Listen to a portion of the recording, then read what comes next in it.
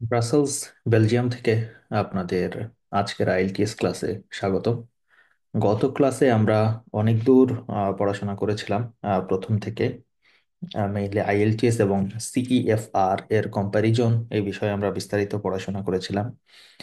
র স্কোর এবং reading band score কত করলে কত হবে, কিভাবে আমরা ইমপ্রুভ করব, কতটুকু সময় লাগতে পারে তার উপরে আমরা বিস্তারিত আলোচনা করেছিলাম।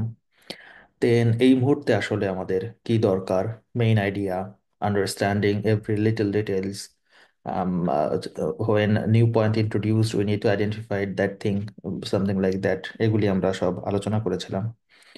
এরপর বিস্তারিত আমরা দেখেছিলাম যে মেইন আইডিয়া এবং supporting ideas or supporting details বলতে কি বোঝায় এবং আমরা কিভাবে সেগুলিকে একটা প্যারাগ্রাফে সেপারেট করার চেষ্টা করব, সেই বিষয়ে আমরা বিস্তারিত আলোচনা করেছিলাম।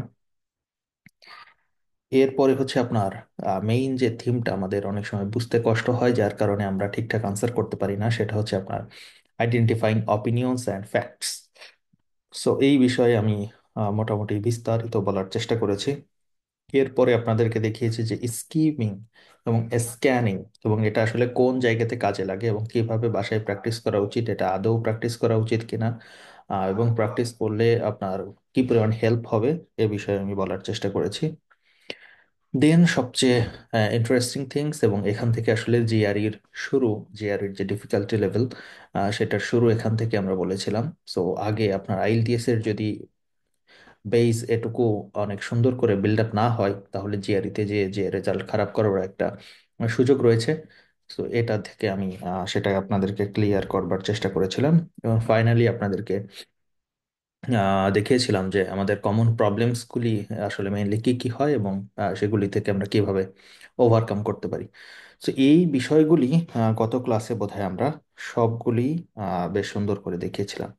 আজকে আমরা শুরু করব আইএলটিএস এক্সামের যে টাইম ম্যানেজমেন্ট এবং বাকি বিষয়গুলি, কোশ্চেন প্যাটার্ন সহ সবকিছু নিয়ে আলোচনা করবার চেষ্টা করব। আশা করা যায় যে ক্লাসে লেগে থাকবেন এবং আহ, আশা করা যায় যে অনেক কিছু শিখতে পারবেন।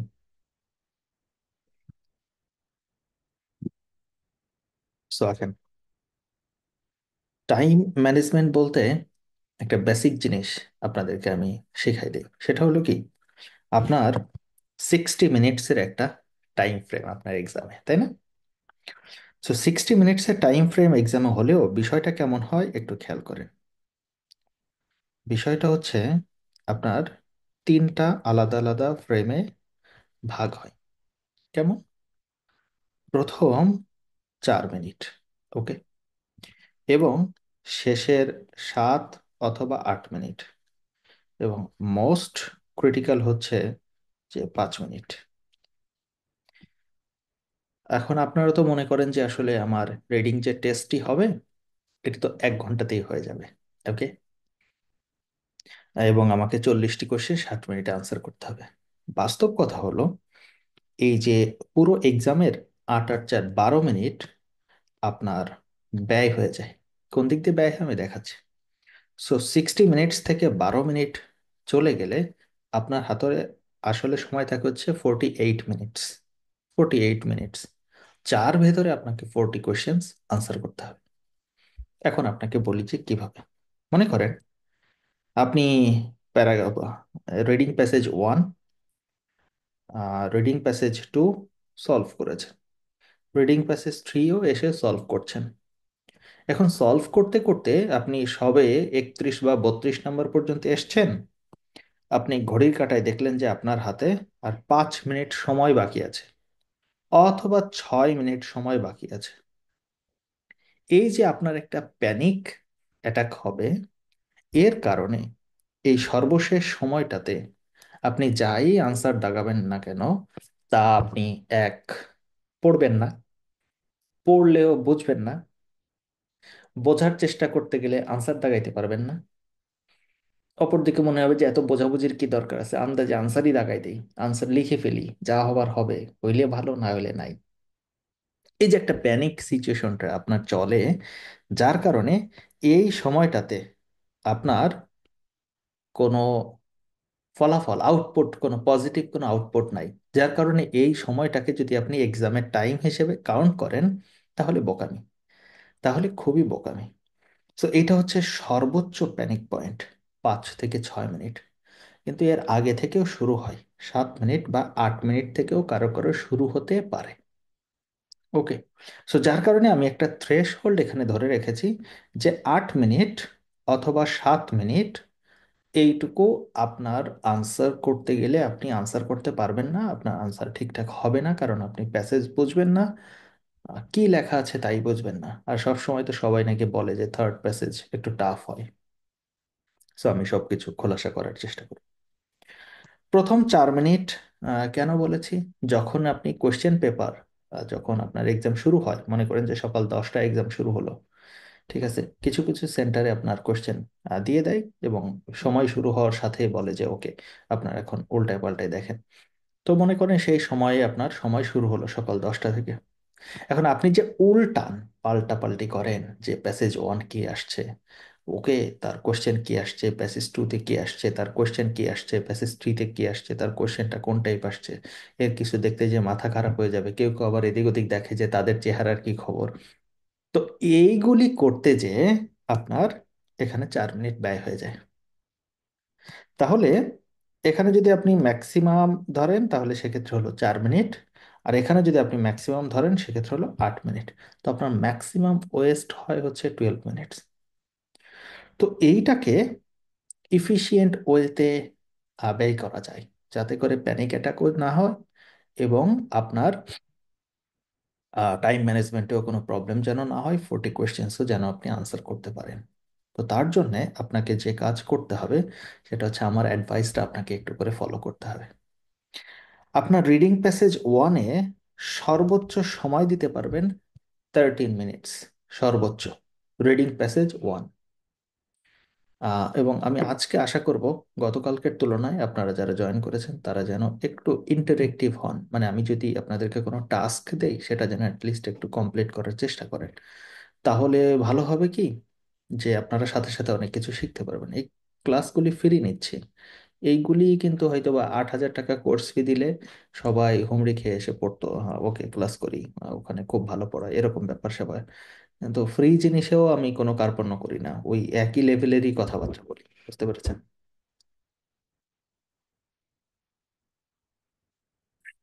তো প্যাসেজ ওয়ান 13 মিনিট। এখন আপনাদেরকে একটুখানি কাজ দেই। আপনাদের কাছে যদি কোনো আইএলটিএস এর বই থাকে এবং সেই বইয়ের যে কোনো টেস্টের রিডিং প্যাসেজ ওয়ান উঠান। রিডিং প্যাসেজ ওয়ানে আপনার কোন কোন ধরনের কোশ্চেন থাকতে পারে খেয়াল করেন। আপনার থাকতে পারে হচ্ছে ট্রু ফলস, নট গিভেন। আপনার থাকতে পারে হচ্ছে টেবল কমপ্লিশন, নোটস কমপ্লিশন, এই টাইপের কোশ্চেন। আপনার থাকতে পারে হচ্ছে শর্ট কোশ্চেন আনসার। ম্যাক্সিমাম সময়ে এই কয়েকটি জিনিস দিয়েই আপনার রিডিং প্যাসেজ ওয়ান কমপ্লিট হয়ে যায়। খেয়াল করবেন, আপনি যে কোনো রিডিং প্যাসেজ ওয়ান আপনি আপনার হাতে তুলেন, তুললে পরে এই কয়েকটা জিনিস দেখবেন। যার কারণে আমি বলছি যে এটাকে যদি আপনি ইফিশিয়েন্টলি ব্যয় করেন, যেভাবে আমি আপনাদেরকে বলবো, যেভাবে পরামর্শ দিব সেটা যদি আপনি ফলো করেন, তাহলে আপনি উইদিন 13 মিনিটস আপনি 13টা কোশ্চেনই সলভ করতে পারবেন। এবং যদি নিয়মিত প্র্যাকটিস করতে থাকেন তাহলে 13টাই কারেক্ট আনসার হবে। এখন অনেকে বলে যে আমারও তো 13টাই কারেক্ট হয়, কিন্তু সময় লেগে যায় 20 মিনিট। তো ফারাকটা হলো এখানে, আপনার সময় যদি 20 মিনিট লেগে যায় এবং 13টাই কারেক্ট হয়, তাহলে বিপদ হলো বাকি যে 27টা কোশ্চেন রইলো তার জন্য তো আপনি এনাফ টাইম পাচ্ছেন না। তাহলে এটা একটা চরম লেভেলেরই বিপদ। তাহলে ওই কাজ করা যাবে না। তাহলে ওই 13টা সলভ করতে হবে ইফিশিয়েন্ট ওয়েতে এবং উইদিন 13 মিনিটসের ভেতরে। এটাকে বলছে হচ্ছে টাইম ম্যানেজমেন্ট। শুধুমাত্র আনসার হওয়াটাকেই সবকিছু না, টাইম ম্যানেজ করেই আপনাকে সেটা ম্যানেজ করতে হবে। Okay. Reading passage one. Reading passage two, এখানেও আপনার কোশ্চেন 13টা আসে, কিন্তু এইবার আপনাকে এটা সলভ করার জন্য সময় নিতে হবে সর্বোচ্চ 17 মিনিটস, 17 মিনিট। কেন? কারণ এইখানে varieties, various types of questions এখানে থাকে। এখানে আপনার থাকতে পারে ম্যাচিং হেডিং, এখানে আপনার থাকতে পারে ম্যাচিং ইনফরমেশন, এখানে কখনো কখনো থাকতে পারে হচ্ছে এমসিকিউ, এখানে থাকবে ট্রু ফলস নট গিভেন, এখানে থাকতে পারে শর্ট কোশ্চেন্স আনসার, এখানে থাকতে পারে সামারি কমপ্লিশন, হ্যাঁ, এখানে থাকতে পারে সেন্টেন্স এন্ডিং কমপ্লিশন অথবা সেন্টেন্স ম্যাচিং। অনেক ধরনের কোশ্চেন এখানে থাকতে পারে। তবে রিডিং প্যাসেজ 3 এর মতো না, ওখানে যতটা ভ্যারাইটিস কোশ্চেন থাকে রিডিং প্যাসেজ 2-তে ততটা না, ম্যাক্সিমাম 3 ধরনের কোশ্চেন দিয়েই কভার আপ হয়ে যায়। যার কারণে কোন কোশ্চেনের জন্য আমি কিভাবে অ্যাপ্রোচ নিব এটা যদি আপনি জানেন, এটাকে যদি আপনি ওইভাবে অ্যাপ্লাই করতে থাকেন, তাহলে আপনার ম্যাক্সিমাম 17 মিনিটসের ভেতরে আপনার কমপ্লিট হয়ে যাবে। তাহলে আপনি খেয়াল করেন, আপনি যদি কোশ্চেন পাওয়ার সাথেই রিডিং প্যাসেজ 2-তে কি আসছে, রিডিং প্যাসেজ 3-তে কি আসছে, এগুলি দেখার কোনো প্রয়োজন নাই। হুম, শুধুমাত্র ঠিক যেভাবে আমি বলছি এইভাবেই আপনি স্ট্রেইট ফরওয়ার্ড রওনা দিলেন, তাহলে আপনার রিডিং প্যাসেজ 1 করতে টোটাল 13 মিনিটস লাগবে ম্যাক্সিমাম। তাহলে এখানে আপনি সেভ করলেন 7 মিনিটস। ওই যে আপনার প্যানিক অ্যাটাকের যেটা ছিল সেটা মাইনাস হয়ে গেল। তার অর্থ হচ্ছে পুরোটা সময় আপনার ব্রেনকে সুন্দরভাবে কনসেন্ট্রেটেড ওয়েতে আপনি কাজে লাগাতে পারবেন। রিডিং প্যাসেজ 2-তে আপনি সেভ করলেন 3 মিনিটস, তাহলে 10 মিনিটস আপনার হাতে রইলই। হুম, তাহলে রিডিং প্যাসেজ 3 এর জন্য তো 20 মিনিট বরাদ্দ ছিল। রিডিং প্যাসেজ প্রত্যেকটা প্যাসেজের জন্য যদি 20 মিনিট করে বরাদ্দ দেয় তাহলে তো 60 মিনিট হয়, তাই না? তাহলে রিডিং প্যাসেজ 3-তে আপনি এক্সট্রা কিছু সময় দিতে পারছেন, তো আমি ধরে রেখেছি সেটাতে হলো 23 মিনিটস। এই টোটাল হয় হচ্ছে আপনার 53 মিনিটস। আর ওই 7 মিনিটস রিভিশন। আপনি যদি 53 মিনিটসের ভেতরে সবকিছু কমপ্লিট করতে পারেন, বিশ্বাস করেন এই 7 মিনিটকেই মনে হবে আপনার আরো 1 ঘন্টা। কারণ এর ভেতরে আপনি আপনার reading passage 1, reading passage 2, reading passage 3 এর সবগুলি দেখবেন যে একবার রিভিশন দিয়ে ফেলেছেন। আমি তো পরীক্ষা হলে 3বার রিভিশন দিয়ে ফেলতাম। আমি বেশ কয়েকবার আইএলটিএস দিয়েছি, আমার সিস্টেমটা এরকম হতো যে এই 7 মিনিটে আমি মনে হচ্ছে যে রিডিং প্যাসেজ 1, 2, 3 এটা 3বার করে রিভিশন দিয়ে ফেলছি, কোন কোশ্চেন কোথায় আছে কি দেখি এগুলো দেখার জন্য। বুঝতে পেরেছেন? তো এই 7 মিনিট তখন আপনার আর শেষ হবে না, অনেক সময়। বুঝতে পেরেছেন? সো তখন আর আপনাকে ওই প্যানিক অ্যাটাকে সে আক্রমণ করতে পারে না। আর প্যানিকড যদি আপনি হয়ে যান, তাহলে পরবর্তী যে স্টেপগুলি আছে ওইগুলিতে আপনি ধরা খেয়ে যান। সো রেজাল্ট আসলে আস্তে আস্তে খারাপ হতে থাকে। অন্যান্য সেকশনে রেজাল্ট খারাপ হতে থাকে। সো দ্যাটস ওয়াই আপনি সেই দিকে যাবেন না। শুধুমাত্র যে স্ট্র্যাটেজিগুলি, যে আহ, নিয়মগুলি আমি আপনাদেরকে বলার চেষ্টা করব, আমি কোশ্চেন বাই কোশ্চেন দেখাবো আর বলার চেষ্টা করব। তো সেগুলি আপনি যখন সলভ করবেন এবং ওই ওয়েতে আগাবেন তখন দেখবেন যে আপনার সময় লাগছে না। ক্লিয়ার? সো আপনি খাতায় একটু নোট ডাউন করবেন যে আপনার reading passage 1 13 minutes, reading passage 2 17 minutes এবং রিডিং প্যাসেজ 3 এটা হলো 23 মিনিটস। বাস এটুকুই আপনাকে কাজে লাগাইতে হবে। আশা করি বুঝতে পেরেছেন। ঠিক আছে, এটা হচ্ছে আপনার টাইম ম্যানেজমেন্ট।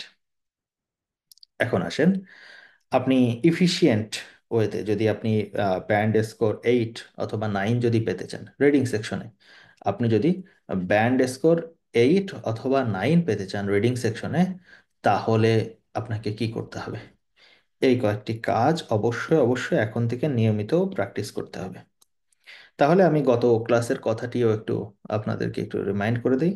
যদি আপনার এখন অ্যাচিভমেন্ট এরকম থাকে যে 5.5, তাহলে এখান থেকে 6.5 পেতে হলে হুম কমসে কম 1 মাস দৈনিক 2 ঘন্টা করে প্র্যাকটিস করতে হবে। কমসে কম 1 মাস, 2 মাস করে ভালো। 6.5 থেকে আপনি যদি 7.5-এ উন্নীত হতে চান, সেক্ষেত্রেও দৈনিক 2 ঘন্টা করে কমসে কম 1 মাস নিয়ম অনুযায়ী প্র্যাকটিস করতে হবে। 7.5 থেকে যদি আপনি 8.5-এ যেতে চান, তাহলে 2 মাস দৈনিক 2 ঘন্টা করে পড়াশোনা করতে হবে। অর্থাৎ টোটাল আপনাকে ন্যূনতম 4 মাস 2 ঘন্টা করে পড়াশোনা করলে আপনি যে লেভেলে আছেন না কেন সেখান থেকে আপনি 8.5 পর্যন্ত যেতে পারবেন। 4 মাস লেগে থেকে 4 মাস আপনাকে পড়াশোনা করতে হবে। তো এই যে 4 মাস আপনি পড়াশোনা করবেন, সেই পড়াশোনাতে আপনার কি কি স্ট্র্যাটেজি থাকবে, কি কি করতে হবে, সেইগুলি এখানে বলা আছে। Understand main ideas. গত ক্লাসে এটা আমি বিস্তারিত বলার চেষ্টা করেছি যে মেইন আইডিয়াটা কি। কেউ যদি আমার প্রিভিয়াস ক্লাস মিস করে থাকেন তাহলে আমি ইউটিউবে এবং আমার যে ফেসবুক পেজ আছে ওখানে আমি ভিডিওটা আপলোড করে দিয়েছি। হোল গত ক্লাসে যা বলেছি সব কিছুই ওখানে তুলে দেওয়া আছে, আমি কিছুই অ্যাডিশন বা ডিলিশন কিছুই করি নাই। সো ওখান থেকে আপনি দেখে নিতে পারবেন। Then specific details means supporting details অথবা সাপোর্টিং আইডিয়াস, এটা কিভাবে ডেভেলপ করবেন এটাও গত ক্লাসে আমরা বলা আছে। Follow the writer's argument.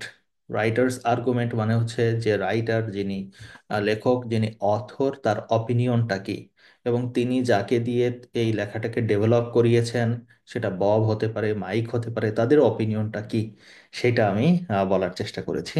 So সেটাও গত ক্লাসে দেখে নেবেন। ডিটেক্ট টোন অ্যান্ড অ্যাটিটিউড, এই জিনিসটা এখনো আপনারা বুঝবেন না। এটা হয়তোবা আমি আপনাদের যে 12 ধরনের কোশ্চেন টাইপস আছে, প্রত্যেকটা জিনিস যখন আমি বলতে থাকবো পড়াইতে থাকবো পড়াইতে থাকবো, দেন এটা আপনাদের কাছে টোটাল ক্লিয়ার হবে যে detect tone and attitude. Okay. Make inferences, এটা গত ক্লাসে আমি খুব জোরালো করে আপনাদের বলার চেষ্টা করেছি যে ইনফারেন্স আমি আসলে কিভাবে বুঝবো, গত ক্লাসটা দেখতে হবে। এখন থেকে শুরু করে পরবর্তী ক্লাসগুলোতে আমরা দেখব যে ম্যাচ ইনফরমেশন এই জিনিসটা কি, কিভাবে হয়, প্যারাফ্রেজিং এটা কিভাবে শিখতে হয়, এবং লোকেট অ্যান্ড আন্ডারস্ট্যান্ড ভিজুয়ালস, পিকচারটা কি, পিকচারটাকে লোকেট করা কোথায় আছে এবং সেটাকে আন্ডারস্ট্যান্ড করার যে অ্যাবিলিটি এটা বিল্ড আপ করতে হবে। এই হচ্ছে আপনাদের কাজ। তো 4 মাস যদি রিডিংয়ের পেছনে 2 ঘন্টা করে সময় দেন, এই জিনিসগুলি যদি আপনি আপনার ভেতরে ডেভেলপ করেন, তাহলে আপনার কোথাও আর কোনো প্রবলেম থাকবার কথা নয়।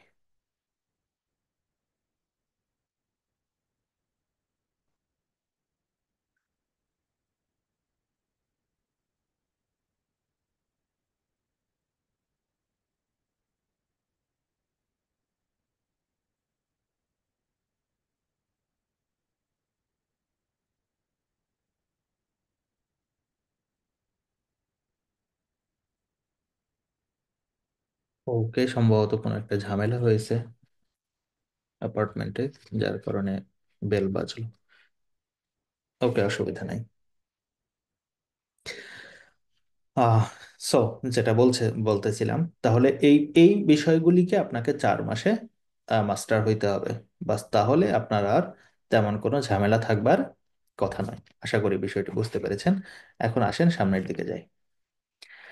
এখন আইএলটিএস এক্সামে রিডিংয়ে ভালো করতে হলে আইএলটিএস এক্সামের যে রিডিং টাইপ কোশ্চেন টাইপস রয়েছে, এটাকেও কি করতে হবে, আপনাকে অবশ্যই অবশ্যই ভালো করতে হবে। আদারওয়াইজ আপনি তো সেই কাঙ্ক্ষিত রেজাল্ট আসবে না। শুধুমাত্র আমি শিখলাম যে কি কি করতে হবে, কিন্তু সেগুলিকে আমি অ্যাপ্লাই করলাম না, তাহলে তো আসলে কোনো লাভ হলো না। তো আপনাকে অ্যাপ্লাই করার জন্য প্রথমত কোশ্চেন টাইপসটা খুব সুন্দর করে জানতে হবে। আইএলটিএসে সাধারণত 12 ধরনের, এছাড়াও টুকটাক একটা দুটো ছুটে যেতে পারে আমার হাত থেকে, মেইনলি 12 ধরনের রিডিং কোশ্চেন থাকে। তার ভেতরে একটা হচ্ছে আপনার এমসিকিউ, মাল্টিপল চয়েস কোশ্চেন, যেখানে মাল্টিপল চয়েস কোশ্চেন আবার 2 ধরনের হয়। একটি কোশ্চেন, তার আন্ডারে অপশন 4টি, তাহলে 4টি থেকে যে কোনো একটি হবে কারেক্ট। আবার হতে পারে একটি কোশ্চেন, অপশন হলো 5টি, এর থেকে 2টি আপনাকে রাইট আনসার সিলেক্ট করতে হবে। এই হচ্ছে 2 ধরনের এমসিকিউ।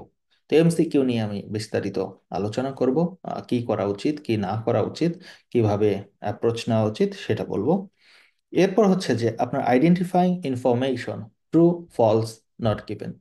এর ভিতরে আমি কিছু ইনফরমেশন গত দিনও শেয়ার করেছি। আমার যে ইউটিউব চ্যানেল রয়েছে, জিআরই অ্যান্ড আইএলটিএস বাংলা, চ্যানেলটা সাবস্ক্রাইব করে রাখবেন। ওখানে আমার ট্রু ফলস নট গিভেন নিয়ে একটা বা দুটো ভিডিও দেওয়া আছে, ওইটা দেখে ফেলবেন। খুবই উপকারী ভিডিও, খুবই উপকারী ভিডিও। যদিও এখানেও আমি আলোচনা করার চেষ্টা করব, কিন্তু আমার প্রত্যেকটি ভিডিওই অত্যন্ত গুরুত্বপূর্ণ। ঠিক আছে। সো আমি বলবো যে অবশ্যই আপনারা সেটাকে ভালোভাবে ফলো করার চেষ্টা করবেন। ওকে। এরপর আপনার রয়েছে আইডেন্টিফাইং রাইটার্স ভিউজ। এখন এই দুটোর ভিতরে আমি একটু কথা বলে নিই। ট্রু ফলস নট গিভেন হলো ইনফরমেশন, গত ক্লাসে আমি বলেছিলাম ইনফরমেশন, ফ্যাক্ট, হুম, তথ্য, ডিটেইলস, এই জিনিসগুলোকে বলে হচ্ছে ইনফরমেশন একসাথে। তাহলে ইনফরমেশন বলতে আমরা কি বুঝবো? ট্রু ফলস নট গিভেন কই থেকে আসে? একটা ফ্যাক্ট থেকে আসে। হুম, ফ্যাক্ট যদি না বুঝেন তাহলে একটা তথ্য থেকে আসেন, তথ্য যদি না বুঝেন একটা একটা সেপারেট সেপারেট ইনফরমেশন দেওয়া থাকে, সেটা যেটা গত ক্লাসে আমি ভেঙে ভেঙে বলার চেষ্টা করেছি। তাহলে আপনি সহজেই এই ট্রু ফলস নট গিভেনকে লোকেট করতে পারবেন। এক, okay. Yes no not given হচ্ছে writer's views, not only writer's, writer's যে সমস্ত ব্যক্তিবর্গকে সেখানে উপস্থাপন করেছে, হতে পারে বব, হতে পারে মাইক, ওকে, তাদের অপিনিয়নটা কি, তাদের আর্গুমেন্টটা কি, তার উপরে কোশ্চেন আসে হচ্ছে ইয়েস নো নট গিভেন। তাহলে ইয়েস নো নট গিভেন কি, কই থেকে আসে আপনি আপনি খুব সুন্দর করে বুঝতে পারছেন। তখন এই কোশ্চেনগুলির আনসার বের করতে হলে আপনাকে আর ওই কাজ করতে হবে না যে আচ্ছা পুরো প্যারাগ্রাফটা পড়ে দেখি কোথায় ইনফরমেশন আছে, কোথায় অ্যান্সারটা আছে, না। আপনি তখন ইজিলি বুঝতে পারবেন আচ্ছা আমার তো ইয়েস নো নট গিভেন আসছে, তো তাহলে আমাকে রাইটারের যে ভিউজ রয়েছে সেই জায়গাতে আমাকে হাত দিতে হবে, সেই জায়গাটা আমাকে ভালো করে পড়তে হবে যদি আমি এই কোশ্চেন আনসারটা ভালোভাবে আনসার করতে চাই। আর যদি ট্রু ফলস নট গিভেন আসে, ওকে, আমার আর্গুমেন্টে যাওয়ার দরকার নেই, আমাকে যে জায়গাগুলোতে ফ্যাক্ট বা ইনফরমেশন বলা আছে সেই জায়গাগুলোতে যেন আমি হাত দিতে পারি, তাহলেই আমার রেজাল্ট ভালো হবে, আমার আউটপুট ভালো হবে, আমি ভালো মার্কস পাবো। ক্লিয়ার? এরপরে আসেন ম্যাচিং হেডিংস টু প্যারাগ্রাফ। এবং অনেক স্টুডেন্টদের মাথা ব্যথার একটা কারণ হলো তাদের ম্যাচিং হেডিংস হয় না। তার কারণ হচ্ছে ওই যে মেইন আইডিয়াটা তারা ফাইন্ড আউট করতে পারে না বিধায় ওই জায়গায় লাভ নাই। তো মেইন আইডিয়া অথবা ম্যাচিং হেডিংস নিয়েও আমার ইউটিউব চ্যানেলে একটা বা দুটো ভিডিও দেওয়া আছে, আমি অনুরোধ করবো যে ভিডিওগুলি আপনারা দেখে ফেলবেন। এরপর হচ্ছে আপনার ম্যাচিং ইনফরমেশন। তাহলে খেয়াল করেন ট্রু ফলস নট গিভেন এর জন্যেও যে পরিশ্রম করতে হয়, যেভাবে সামনে আগাইতে হয়, এই ম্যাচিং ইনফরমেশনের জন্যও সেম ওয়েতে আগাইতে হয়। তাহলে একটা অভিজ্ঞতা বা একটা জিনিস যদি আমি শিখি আমার দুইটা কোশ্চেনে সেটাকে আমি অ্যাপ্লাই করতে পারবো, ওকে। সো ম্যাচিং ইনফরমেশন হচ্ছে আপনার ডিটেলস দেখা। এরপর হচ্ছে ম্যাচিং ফিচার্স, এটা তো আরো মজা, এটা তো একেবারে ফ্রি, ফ্রি মার্কস। যদি পিপলের নাম দেওয়া থাকে তাহলে পিপলগুলি কই কই আছে এবং তাদের অপিনিয়নটা কি, তাদের আর্গুমেন্টটা কি, তারা কি বলতে চেয়েছে, ইজিলি ম্যাচ ম্যাচ করা যায়। ডেটস থাকলে ওই যে ওই সময়গুলোতে কি হয়েছে, আইডিয়াস থাকলে কোন আইডিয়া ডেভেলপ হয়েছে, দ্যাটস ইট। এটা ম্যাচিং ফিচার, এটা একেবারে ইজি একটা কোয়েশ্চেন আপনাদের জন্য। দেন ম্যাচিং সেন্টেন্স এন্ডিংস। অনেক সময় আমরা সাধারণত যে কাজটা করি, যেহেতু আমাদের একেবারেই তো আমরা এক্সপার্ট লেভেলের না, আমরা শুধু দেখি যে এই সেন্টেন্সের সঙ্গে আমার আনসারের এই সেন্টেন্সের হুবহু মিলটা কোথায় আছে। That's the problem. আসলে মূল কাজ ওইটা না, আপনাকে ওভাবে আগানো যাবে না। সো ম্যাচিং সেন্টেন্স এন্ডিং এর জন্য এক্স্যাক্ট কি করা উচিত, এই সামনে এই যে পরপর আমি কোশ্চেনগুলি ধরে ধরে যাব, এক্সাম্পল সহকারে দেখানোর চেষ্টা করব, এখানে আপনাদের কাছে ক্লিয়ার হবে। সেম জিনিস মোটামুটি কাছাকাছি, দুটো একই লেভেলের, যে ম্যাচিং সেন্টেন্স এন্ডিংস এবং সেন্টেন্স কমপ্লিশন কাছাকাছি দুটো জিনিস, দুটোর জন্য মোটামুটি বলবো যে সিমিলার ওয়েতে আগাইলেই দুটোর আনসার পারা যায়। এরপর রয়েছে আপনার summary completion with and without clue. গত ক্লাসে আমি বলেছিলাম উইথ ক্লু যদি থাকে তাহলে সেটা মোটামুটি একটু টাফ হয়ে থাকে, আর উইদাউট ক্লু যদি হয় তাহলে এটা ইজি হয়ে থাকে।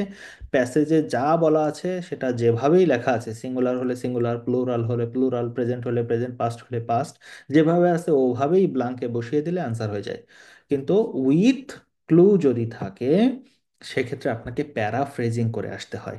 আপনি যদি প্যারাফ্রেজিংটা ভালোভাবে না করতে পারেন তখন সামারি কমপ্লিশনে ঝামেলা হয়ে যাবে। এ বিষয়ে বিস্তারিত আমি সামনে আলোচনা করব। দেন ইজি কোশ্চেন আমি বলেছি 1 থেকে 13 নম্বরে যেটা সাধারণত থাকে, যে টেবিল নোট অথবা ফ্লো চার্ট কমপ্লিশন যেটা থাকে। তো এটার জন্য ইজি নিয়ম, এটার জন্য হচ্ছে স্কিমিং অ্যান্ড স্ক্যানিং, আর কিছু না। এ বিষয়ে আমি বিস্তারিত সামনে আলোচনা করব। প্রত্যেকটা কোশ্চেনের জন্য স্ট্র্যাটেজি আছে, সেটার জন্য আপনি সেটা অ্যাপ্লাই করলে আপনার আনসার ইজিলি হয়ে যাবে। এরপর হচ্ছে আপনার diagram level completion. So diagram, এটা আপনি কিভাবে কিভাবে কমপ্লিট করবেন। ডায়াগ্রাম সাধারণত খুব বেশি এসে থাকে না, তারপর আসলে আপনি কি করবেন এই বিষয়ে বিস্তারিত বলবো।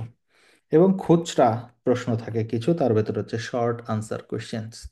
এবং এক্ষেত্রে আমার আপনাদেরকে পরামর্শ হচ্ছে এই, যদি আপনার সেটা হোক রিডিং প্যাসেজ 1, অথবা হোক রিডিং প্যাসেজ 2, অথবা হোক রিডিং প্যাসেজ 3, যেখানেই আসুক না কেন, যদি শর্ট আনসার কোয়েশ্চেন এটা এসে থাকে, প্রথমত এটাকে স্কিপ করবেন।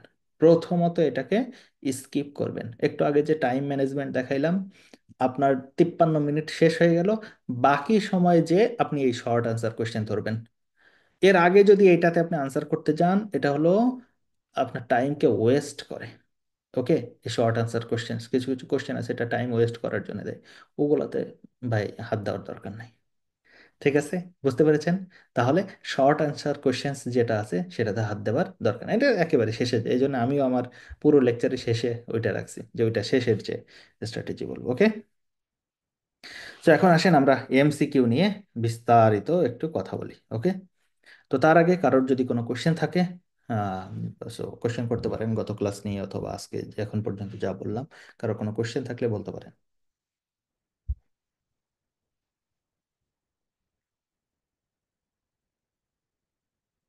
ওকে, গুড, কারো কোনো কোশ্চেন নাই, তার মানে আমি যা পড়াচ্ছি এটা আপনারা খুব সুন্দর করে বুঝতে পারছেন। গুড। এমসিকিউ এটাও অনেকের মাথা ব্যথার কারণ, কিন্তু যারা আসলে জিআরই এর প্রিপারেশন অথবা জিম্যাট এর প্রিপারেশন নিচ্ছে, তাদের এটাতে তেমন কোনো সমস্যা থাকলে তারা জিআরই অথবা জিম্যাট এগুলোতে ভালো করতে পারবে না। সো, এবং আইএলসেও যাদের এই জায়গাটাতে টেনশন আছে, আজকের ক্লাসটি করবার পরে মনে হয় যে সেই টেনশনগুলি আর থাকবে না, এবং প্র্যাকটিস করার পরে তো বুম বুম, কোনো অসুবিধা নেই। ওকে, তো আসেন, মূলত এই কোশ্চেনটা কি চায়। এই কোশ্চেনটা আপনাকে কি টেস্ট করে, আগে এটা আপনাকে বুঝতে হবে। মেয়ে মানুষের মন বোঝার মতো, তাই না? যে মেয়ে মানুষ আসলে কি চায়, যা চাই সেটা যদি বুঝতে পারেন, এরপরে যদি সেটা দিতে পারেন, তাহলে সংসারে অশান্তি হবে না। কি চাই সেটা বুঝতে পেরেছেন কিন্তু দেন না, তাহলে অশান্তি লেগেই থাকবে। ঠিক আছে, তাহলে বিষয়টা হলো এরকম, যে আমি আপনাকে শুধু বুঝাইলাম, আপনি বুঝলেন কিন্তু প্র্যাকটিস করলেন না, লাভ নাই, সংসারে শান্তি নাই। ওকে, আর আমি বোঝাইলাম, আপনি বুঝলেন, এরপরে বাসায় সেটা প্র্যাকটিসও করলেন, তাহলে আপনি অবশ্যই অবশ্যই ভালো মার্কস পাবেন। সো খেয়াল করেন তাহলে। ওকে, সেটা হচ্ছে আপনাকে স্পেসিফিক ডিটেলস আপনি খুঁজে পান কিনা, তাহলে খেয়াল করেন একটার সঙ্গে একটা ম্যাচ করবেন। বেটার হয় খাতায় যদি আপনি নোট নেন, শুধুমাত্র আচ্ছা পরে আর একবার রেকর্ডিংস দেখে নেবো নি, হ্যাঁ এরকম না, ওই রকম মেন্টালিটি হলে চলবে না। ঠিক আছে, সো আপনাকে যা বলছি সেটার গুরুত্বপূর্ণ পয়েন্টগুলি খাতায় নোট নিতে হবে। এবং নোট নেওয়ার বিষয়ে আমি একটা জিনিস আপনাদেরকে শেয়ার করি। আমি যখন দেশে, বাংলাদেশে পড়াশোনা করেছি, আমি ক্লাসে যখন গিয়েছি, সো স্যারেদেরই হচ্ছে নোট করা খাতা থাকতো। তাদেরই কি পড়াবে না পড়াবে ও নোট করা থাকতো, অথবা যদি বই থেকে প্রিন্ট দেওয়া, তো স্পেসিফিক পোর্শনগুলি তাদের প্রিন্ট দেওয়া থাকতো। আমার মনে হয় ম্যাক্সিমাম জায়গাতে এরকমই হবে। তো ওই বোর্ডে, সেটা হোয়াইট বোর্ড হোক অথবা ব্ল্যাক বোর্ড হোক, প্রথম দিকে ব্ল্যাক বোর্ড ছিল, পরের দিকে সব বোধহয় ডিজিটালাইজড হয়ে যায়, সব ওই হোয়াইট বোর্ড টোড বা পাওয়ার পয়েন্ট প্রেজেন্টেশন এগুলি চলে আসে। তো ওখানে যা লেখা থাকতো, ওই দেখে দেখে আমি খাতায় লিখতাম, বা সবাই তাই করতো। এবং পরীক্ষা হলে ওইভাবেই, যেভাবে অ্যারো ট্যারো দিয়ে পড়াইছে ওইভাবে পরীক্ষা হলে লিখলেই ফুল মার্কস পাওয়া যেত। ঠিক আছে, আহ, কিন্তু এখানে বেলজিয়ামে আসার পর আমি যেটা দেখলাম, সেটা হলো যে আমি যখন ক্লাসে গিয়েছি, এরকম আইপ্যাড, সবার কাছে আইপ্যাড আছে, অথবা সবার কাছে ম্যাকবুক বা অন্যান্য কোনো কম্পিউটার এগুলি রয়েছে। তো প্রফেসর যা বলে, শুধু যে লেকচার নোট দিচ্ছে তা না, ওটা তো পিডিএফ আকারে দিয়ে দেয়। এদের আপনার সেন্ট্রাল একটা ওয়েবসাইট আছে, প্রত্যেকটা স্টুডেন্টের রেজিস্ট্রেশন করে সেখানে ঢুকতে হয়, প্রত্যেকটা কোর্সে যা যা পড়ায় ওই সমস্ত পিডিএফ বা পাওয়ার পয়েন্টগুলি সব দেওয়া থাকে, ওটা আপনি ডাউনলোড করে নিতে পারেন, কোনো অসুবিধা নেই। কিন্তু সেইটা কথা না, ওই এক একটা স্লাইডে প্রফেসর কি কি পড়াইতেছে, ওইটা ওরা সাথে সাথে টাইপ করে। আমি বললাম, কি ব্যাপার, এত শব্দ হয় কেন, সবাই খালি ল্যাপটপ চাপাচাপি করতেছে, বা আইপ্যাডের সাথে তারা কিবোর্ড লাগাই নিছে, সেটা ইয়ে করতেছে। পরে দেখি যে ও বাবা, প্রফেসর যা বলে প্রফেসর যদি অ বলে ওরা অ টাইপ করে ফেলছে। এবং মজার বিষয় হচ্ছে এখানে, আমরা তো ভার্সিটিতে এসে শুধু ইংরেজি দেখেছি যে ইংরেজিতে আসলে টাইপ করি। এরা তো এদের নেটিভ ল্যাঙ্গুয়েজেই লেকচারগুলি টাইপ করে। তার অর্থ হচ্ছে, আমি আমার সঙ্গে দেখেছি যারা ফ্রেঞ্চ পড়ে ওরা ফ্রেঞ্চে নোট নেয়, যারা ডাচ ওরা ডাচে নোট নেয়। মেইনলি তো এই দুটো ল্যাঙ্গুয়েজের এখানে দেখছি, ইটালিয়ান কিছু দেখছি। আর অন্যান্য যারা আছে আমাদের মতো আন্ডার ডেভেলপড রিজন থেকে যারা আসছে তারা সবাই ইংরেজিতে নোট নেয়। কিন্তু পার্থক্যটা হলো এরা দেদারসে খালি দেখবেন যে প্রফেসরের কথা আর হচ্ছে কিবোর্ডে ধূপধাপ আওয়াজ, এই ছাড়া আর কিছু নাই। সো তারা নোট নিতেছে, আর আমাদের তো যেহেতু এখানে নোট নেওয়ার কিছু নাই, ওটা পুরাই আমাদেরকে দিচ্ছে, আমরা নবাব, এমনি নবাব, তারপরে নবাব। তো আমরা বসে বসে খালি শুনি আর দেখি যে কি চলতেছে। পরে যে আবার বলবেন কারোর কাছে যে হেল্প চাইবেন, এই কি নোট নিলে একটু দেখেও কারো নোট শেয়ার করবে না ভাই। তো আপনার নোট আপনারই, ঠিক আছে। তো আমাদের জন্য তো অনলাইন রয়েছে, বই টই রয়েছে, সো অসুবিধা নাই, আমরা ম্যানেজ করে নেই। কিন্তু এটা না, মূলত নোট নেওয়ার সিস্টেমটা ওখান থেকে যা দেখলাম যে ওটা করলেই সবচেয়ে বেশি বেস্ট হয়। পরবর্তীতে আপনাকে খুব বেশি পড়াশোনা করতে হয় না, ওই নোট অনুযায়ী আরেকটু হয়তো বা দেখাশোনা করলেই পড়াশোনাটা হয়ে যায়। সো পরবর্তীতে আমরাও চেষ্টা করলাম, ওকে তাহলে এভাবে। কিন্তু ওদের মতো এত ফাস্ট ইউজার হয়ে পারিনি, কিন্তু ওদের থেকে আমরা অনেক কিছু শিখেছি। যার কারণে বললাম যে নোট নেওয়ার চেষ্টা করেন, এটা আপনার খুবই খুবই উপকার দেবে, ঠিক আছে। সো স্পেসিফিক ডিটেইলস, ও যেটা বলতে নিয়েছিলাম যে স্পেসিফিক ডিটেইলস, এটা থেকে আপনার আর কি কি কোশ্চেন আছে। আমি বলেছিলাম true false not given. Details থেকে কি কোশ্চেন আসে? True false not given question এসে থাকে। এছাড়াও আরও একটা আপনাদেরকে এখানে দেখিয়েছিলাম যে ডিটেলস থেকে আপনার কি কি আছে, সেটা হলো ম্যাচিং ইনফরমেশন। তাহলে এই দুই টাইপের কোশ্চেন আসে। তাহলে এমসিকিউতেও সেম নলেজটা আপনি এখানে অ্যাপ্লাই করতে পারবেন। তাহলে খেয়াল করেন, ফাইন্ড আউট যে ডিটেইলস, স্পেসিফিক ডিটেইলসগুলি যদি আপনি সুন্দর করে বের করতে পারেন, তাহলে আপনি কত সহজেই অন্যান্য কোশ্চেনগুলিও সুন্দর করে আনসার করতে পারছেন, ঠিক আছে। ওকে, এরপর আসেন মেইন আইডিয়াস। গত ক্লাসে কিন্তু ফলো করতে হবে। মেইন আইডিয়া বলতে আসলেই কি, সেটা গত ক্লাসে আমি বারবার বারবার বলার চেষ্টা করেছি, তাই না? তাহলে আমাদের মেইন আইডিয়াটাও ধরতে হবে। একটু পরে আমরা এক্সাম্পলে যাব, তখন গত ক্লাসের যে আপনারা শুধুমাত্র থিওরি জ্ঞান পেয়েছেন ওটা প্র্যাকটিক্যালি ইউজ করতে হবে। And distinction between similar ideas, যেমন গত ক্লাসে আমরা বলেছিলাম একই ধরনের আইডিয়া যদি থাকে, হোম টাস্ক দিয়েছিলাম, তাহলে সেগুলোকে আন্ডারলাইন করবেন। সেম আইডিয়া, যেমন গত ক্লাসে আমরা নটরডেম ক্যাথেড্রালের আর্টিফ্যাক্টস নিয়ে কথাবার্তা বলেছিলাম, আর্ট নিয়ে। So, এবং আপনাদেরকে বলেছিলাম বাসায় যখন প্র্যাকটিস করবেন তখন সেম আইডিয়াগুলোর নিচে কি করবেন, হাইলাইট করবেন, ওকে, অথবা দাগ দেবেন, আন্ডারস্কোর করবেন। তো তখন আপনি যখন একই আইডিয়া পেয়ে যাবেন, তখন অন্যান্য যে ডিফারেন্ট যে আইডিয়া আছে এটাও আপনি বের করতে পারবেন। এইগুলি করতে পারেন কিনা এইটা যাচাই করা হয়। এক সেকেন্ড, আমি একটু আসছি কোনো একটা।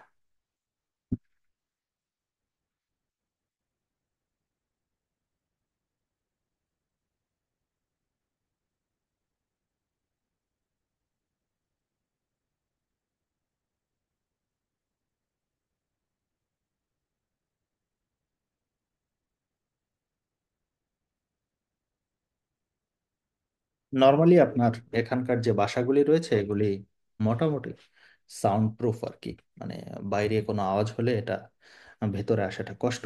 তো গরমকাল তো, সামার পড়ে গেছে, তো আমি হচ্ছে জানালা একটু খুলে রেখেছিলাম, যার কারণে বাইরের আওয়াজ আসতেছিল, ঠিক আছে।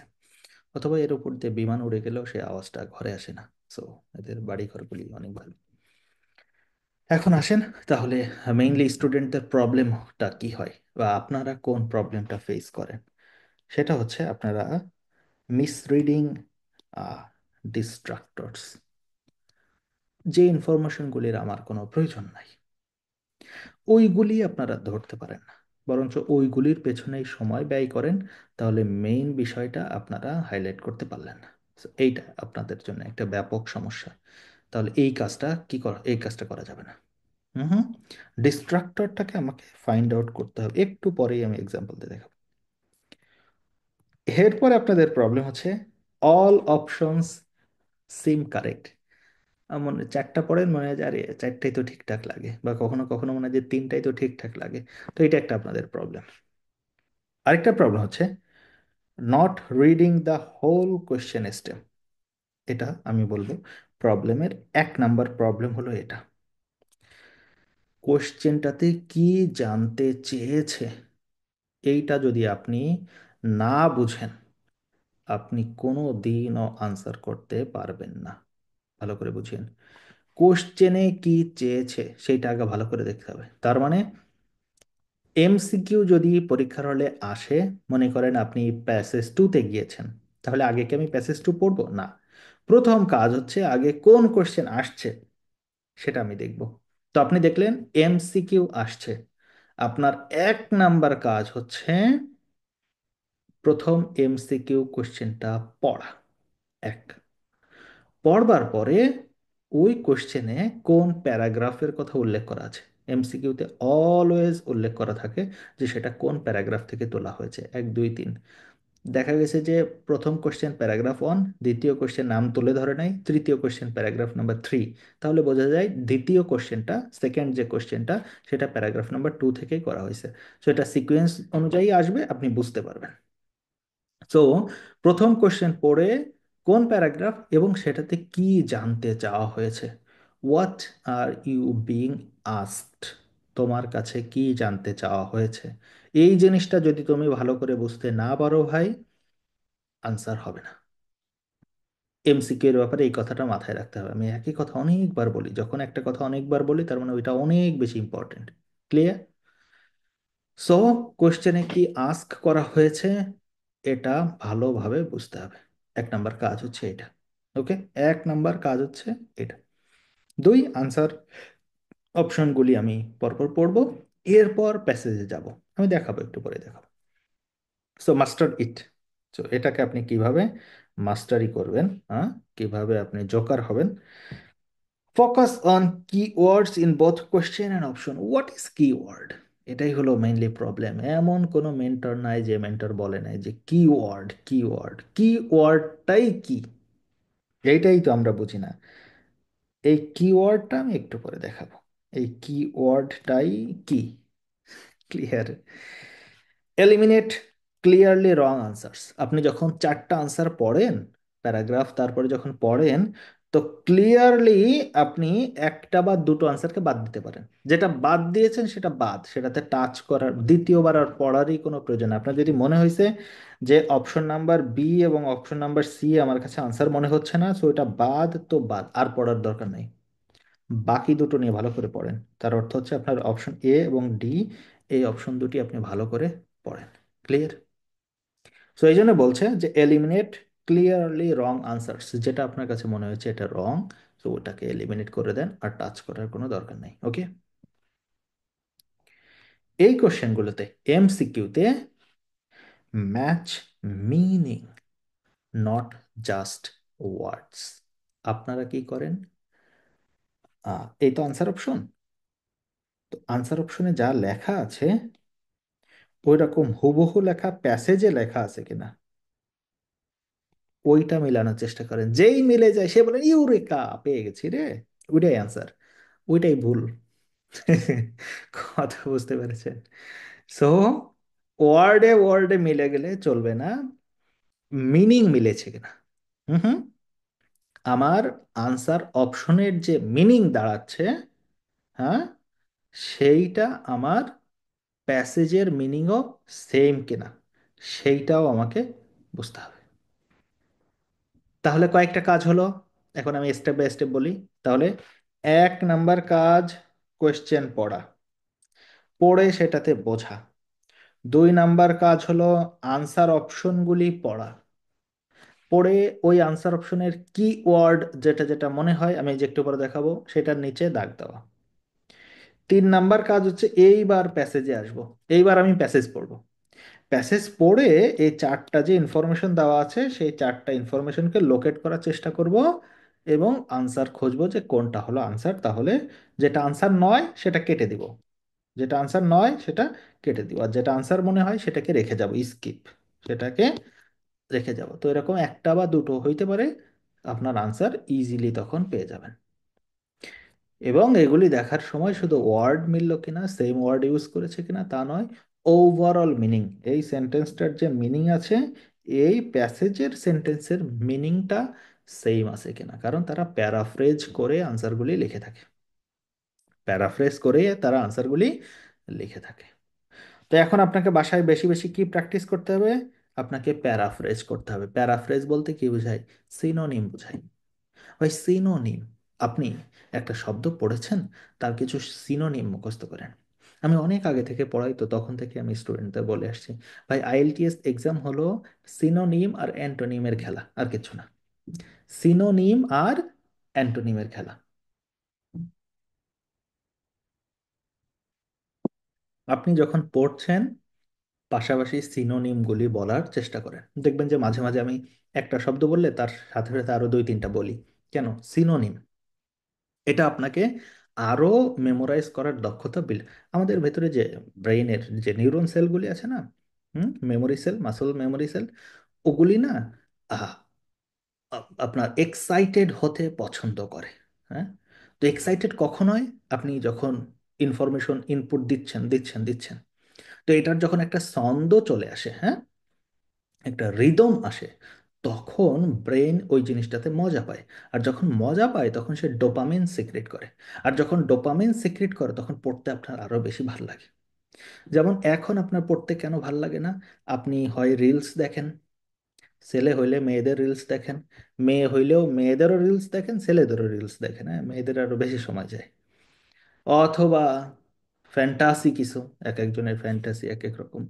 তো এই ফ্যান্টাসি জিনিসপত্র দেখে হুম খুব ভাল লাগে। সমস্যা হলো তখন ব্রেন যখন ডোপামিন সিক্রেট করে ফেলেছে, ব্রেন যখন মজা পেয়ে গেছে, ওই যে সিগারেট খান, ডোপামিন সিক্রেট হয়। সুগার খান, মানে চা খান, সেখানে বেশি চিনি দিয়ে ডোপামিন সিক্রেট হয়।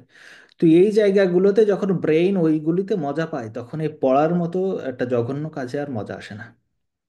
প্রবলেম এখানে।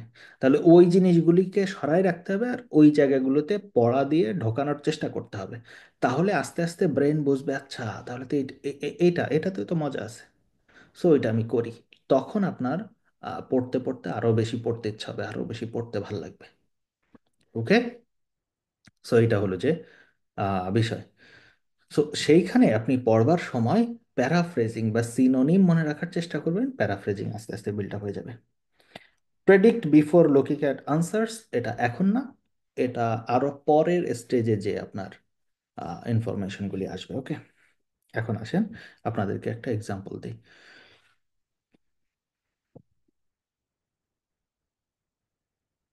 এটাকে কোথায় রাখি? হ্যাঁ, উপরে রাখি। Multiple choice questions, MCQ. আপনার এই এমসিকিউটাতে দেখেন কোশ্চেন নাম্বার 27। আমি এটা সম্ভবত ক্যামব্রিজ 19 টেস্ট 1 এবং রিডিং প্যাসেজ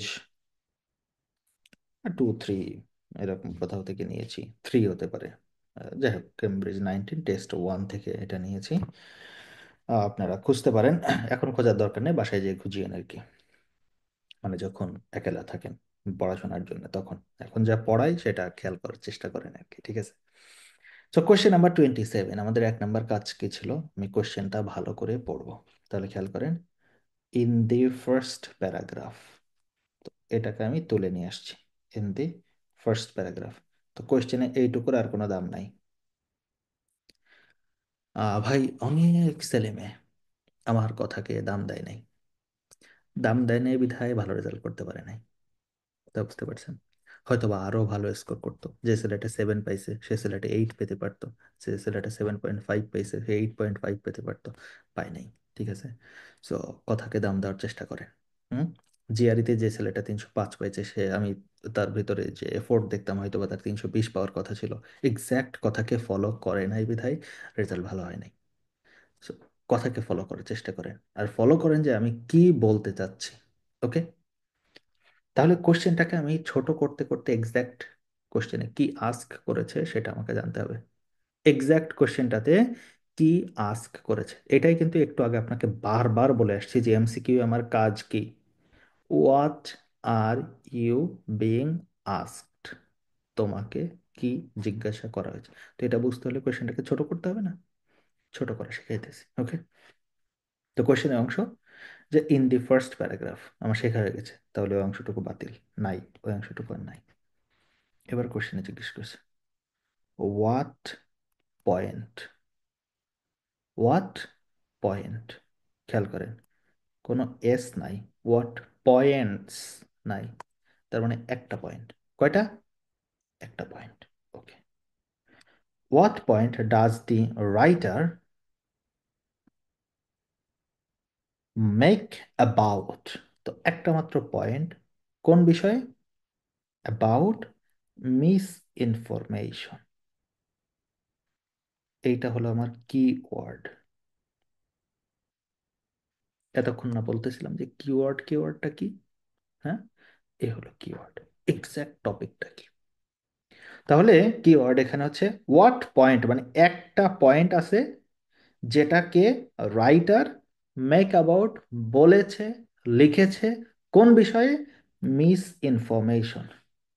মিস ইনফরমেশন বিষয়ে একটা পয়েন্ট রাইটার বলেছে, সেইটা কি? কোশ্চেন আপনার কাছে এখন একেবারে সোজা তীরের মতো ক্লিয়ার, কোশ্চেন নিয়ে কোনো অসুবিধা নেই। সো কিওয়ার্ড আপনার ধরা হয়ে গেছে। তাহলে আপনি যখন রিডিং প্যাসেজ 1 পড়বেন, আপনার টার্গেট থাকবে একটাই, যে মিস ইনফরমেশন নিয়ে কি বলা আছে। আমি হয়তো বা এগুলি বলতে সময় নিচ্ছে, কেন সময় নিচ্ছে? কারণ একটা ব্যাচে অনেক ধরনের স্টুডেন্ট থাকে। সো আমি চেষ্টা করি একেবারে বেসিক টু অ্যাডভান্সড যেন সবার কাছে পৌঁছায়। সো যারা অ্যাডভান্সড লেভেলে আছে তাদের কাছে একটু বোরিং লাগতে পারে, কিন্তু কিছু করার নাই, আপনাকে সবাইকে নিয়েই দেশের বাইরে আসতে হবে। শুধু আপনি আসলে তো আর কাজ হবে না, আইএলটিএস সবাই ভালো করতে হবে, দেশের বাইরে আসতে হবে। ওকে, অপশন নাম্বার এতে কি বলা আছে? Miss information is a relatively recent phenomenon. তাহলে আমি আমার যে রিডিং প্যাসেজ আছে সেখানে আমি দেখব এটা রিসেন্ট ফেনোমেনন এই কথাটা বলা আছে কিনা। এটা হলো কিওয়ার্ডস, মেইন থিম, মেইন ওই সেন্টেন্সের মেইন চিজটা কি? মিস ইনফরমেশন, এটা এখন মেইন না, এটা তো এই বিষয়ে কি জানতে চেয়েছে সেটা হলো আমার বিষয়। তাহলে miss information is a relatively recent phenomenon, তাহলে আমি দেখব যে রাইটার এই কথাটা লিখেছে কিনা, এটা রিসেন্ট ফেনোমেনন কিনা। এক, দুই, some people find it easy to identify misinformation। তাহলে সাম পিপলের কথা উল্লেখ করা আছে কিনা সেটা বিভিন্ন ওয়েতে থাকতে পারে।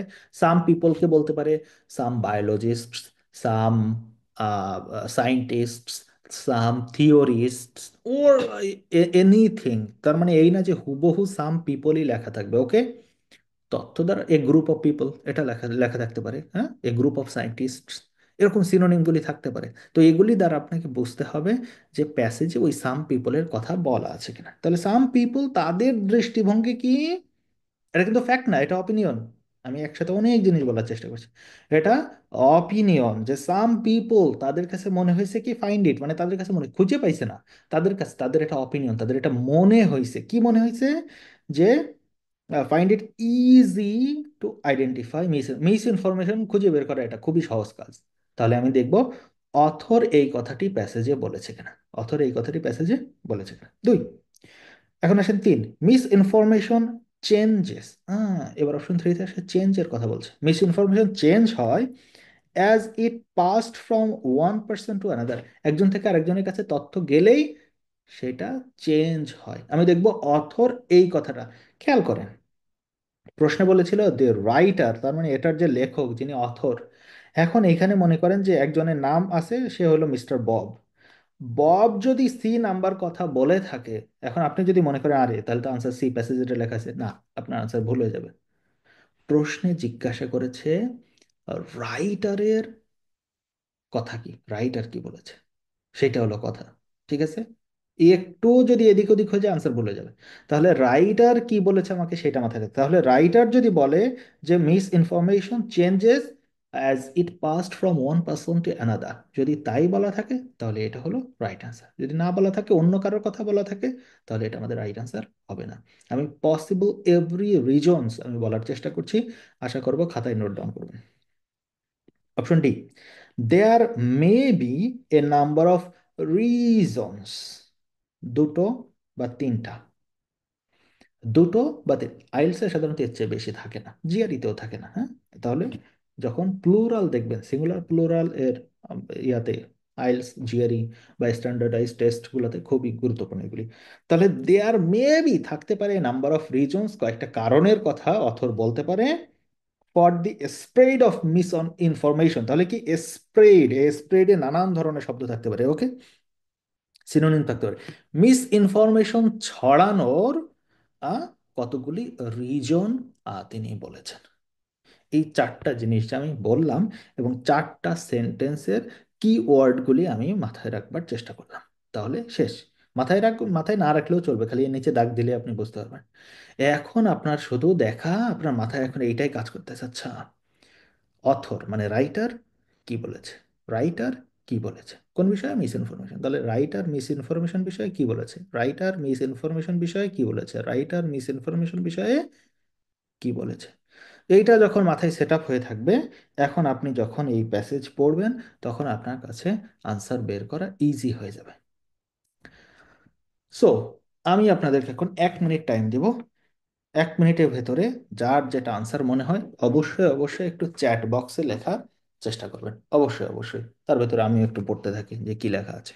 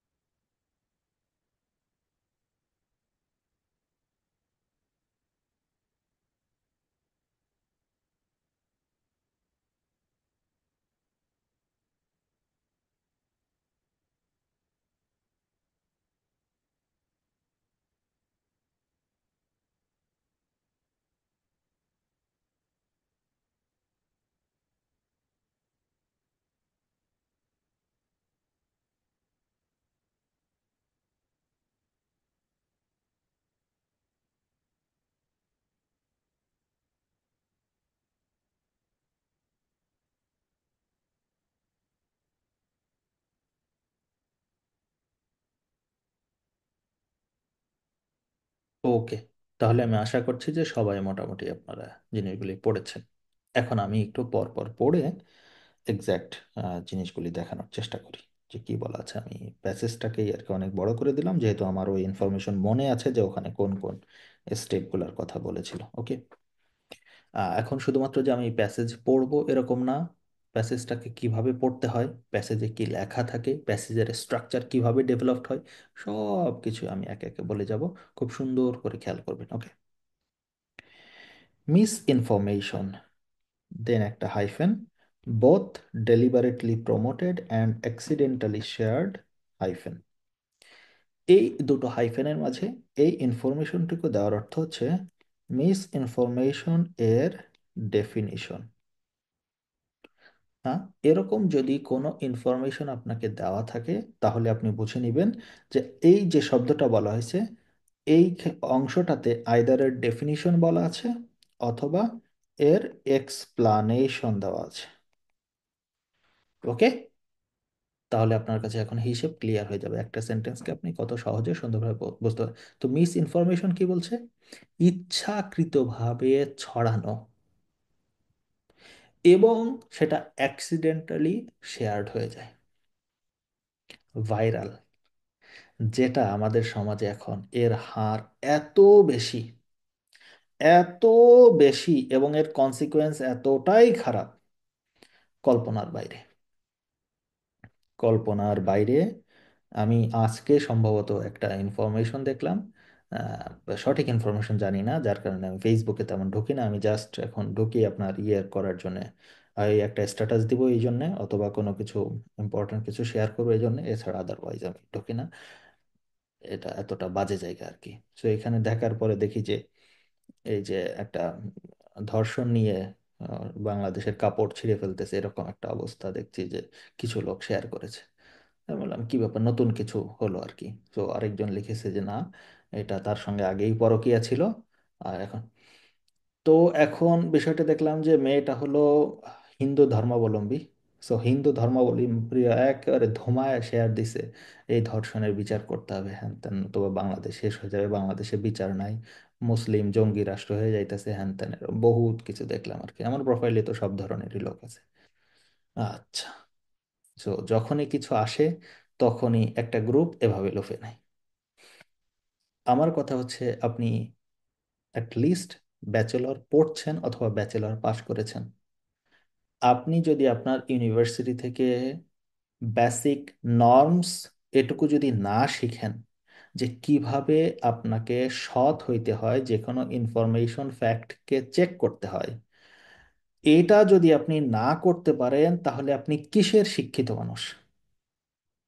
আপনার ভেতরে আর ওই অন্য ধর্ম নিয়ে আপনি যাকে তাকে আলাদা করেন, হিন্দু বলেন মুসলিম বলেন, আই ডোন্ট কেয়ার। সো যে হচ্ছে ওই যে দিনের বেলা আপনার কামলা খাটে, হ্যাঁ, আহ, ওর ভেতরে আর আপনার ভেতরে ফারাকটা কি?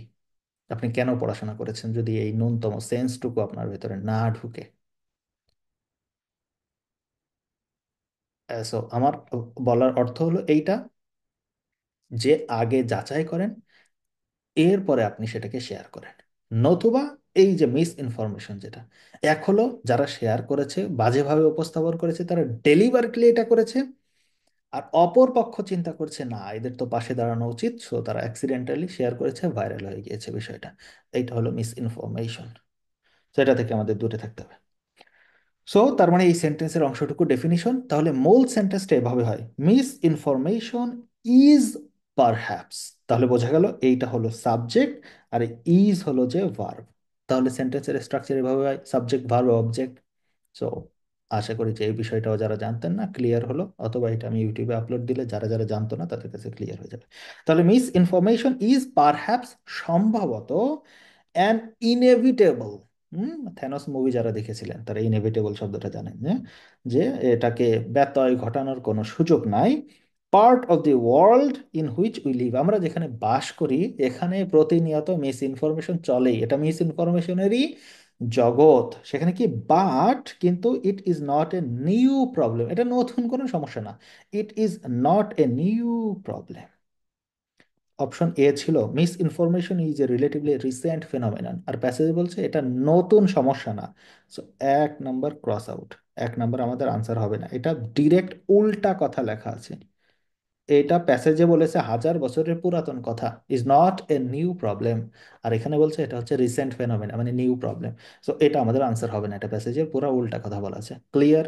এই যে আমি যে কাজটা করলাম, এটাকে বলা হচ্ছে POE, process of elimination. Process of elimination, POE. এক নাম্বার আর জীবনেও পড়ে দেখবো না, ওটা ক্রস আউট তো cross out. Clear? People likely have lied to one another for roughly as long as verbal communication. Verbal communication মুখে কথা বলা, verbal communication একে অপরের সাথে কমিউনিকেট করছে, হ্যাজ এক্সিস্টেড। যতদিন থেকে মানুষ মুখে কথা বলা শুরু করছে ততদিন থেকে মানুষ মিথ্যা কথা বলা শুরু করছে।